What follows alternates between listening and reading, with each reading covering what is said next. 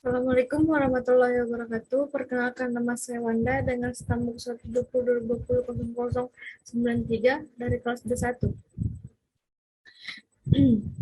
Baiklah, di sini saya akan menjelaskan tentang salah satu studi kasus pengembangan perangkat lunak yang telah berjalan, yaitu contoh studi kasus penerapan metode pengujian white box dan black box. Dan tugas ini merupakan tugas 2 mata kuliah rekayasa perangkat lunak.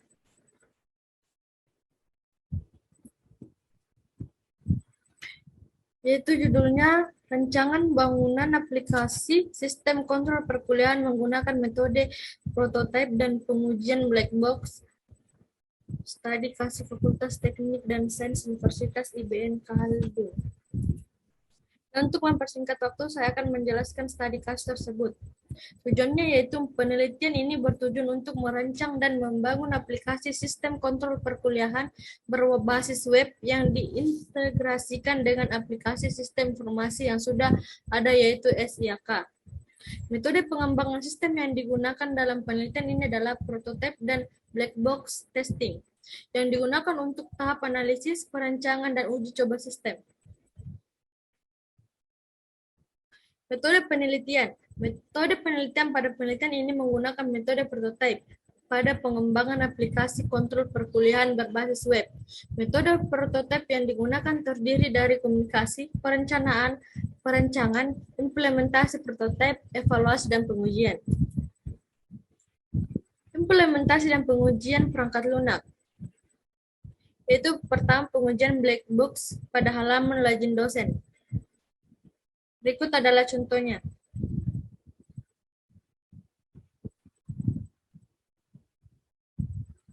Berikutnya yaitu pengujian black box halaman legend staff seperti ditunjukkan pada tabel 2. Berikutnya itu pengujian black box halaman legend mahasiswa seperti ditunjukkan pada tabel 3.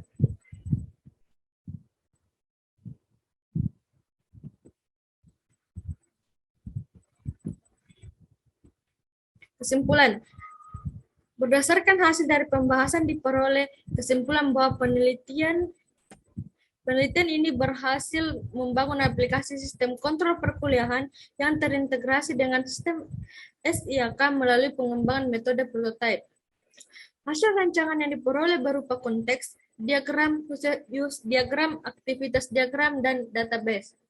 Pengujian black box telah dilakukan terhadap setiap fungsi modul aplikasi, dan hasil pengujian berhasil memenuhi kebutuhan yang diharapkan pengguna. Manfaat dari aplikasi ini mempermudah pengguna dalam mengontrol pelaksanaan perkuliahan berupa realisasi perkuliahan, silabus, RPS, dan materi ajar terekam dengan baik. Kehadiran mahasiswa dan dosen tidak perlu dihitung secara manual. Mahasiswa tahu lebih dini presentasi kehadirannya yang selama ini belum terkomodir pada sistem SIAK. Berikutnya yaitu sistem informasi monitoring kualitas alat ukur berbasis web menggunakan pengujian white box testing.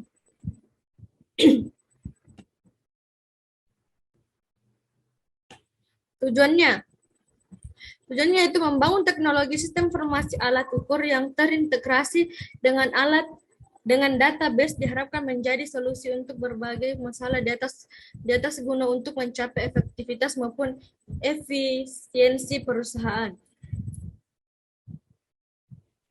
Metode penelitian. Untuk mempermudah penyusunan penelitian ini, peneliti membuat susunan kerangka penelitian dengan metode waterfall yang berisi tahapan-tahapan penelitian.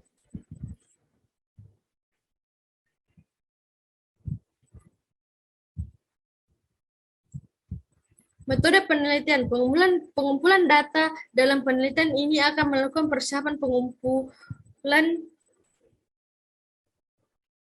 pengumpulan data dengan studi pustaka, observasi, dan wawancara. Satu studi pustaka, pengamatan, dan wawancara. Pengujian sistem.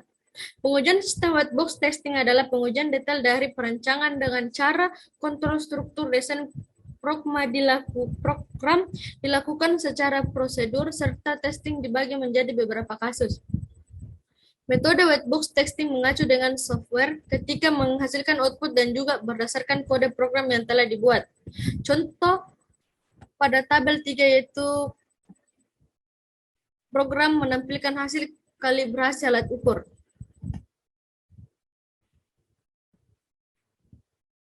Pengujian sistem, yaitu pada gambar pengujian white box hasil kalibrasi alat ukur. Kesimpulan, sistem informasi monitoring kualitas alat ukur PT Asano Gear Indonesia yang dibangun merupakan sistem informasi untuk user menu simple dan mudah dipelajari. Cara menggunakan untuk mendukung aktivitas user tersimpan database. Sistem yang dibangun menghasilkan data seperti data alat ukur, kalibrasi dan hasil kalibrasi alat ukur setelah melakukan proses input data di dalam aplikasi. Sistem yang dibangun dapat memudahkan kepada setiap dalam melihat laporan bulanan waktu karena data yang diinput secara otomatis tersimpan ke dalam sistem, kemudian secara langsung akan terproses menjadi sumber informasi laporan dan data yang dihasilkan dapat digunakan sebagai pertimbangan kebijakan perusahaan.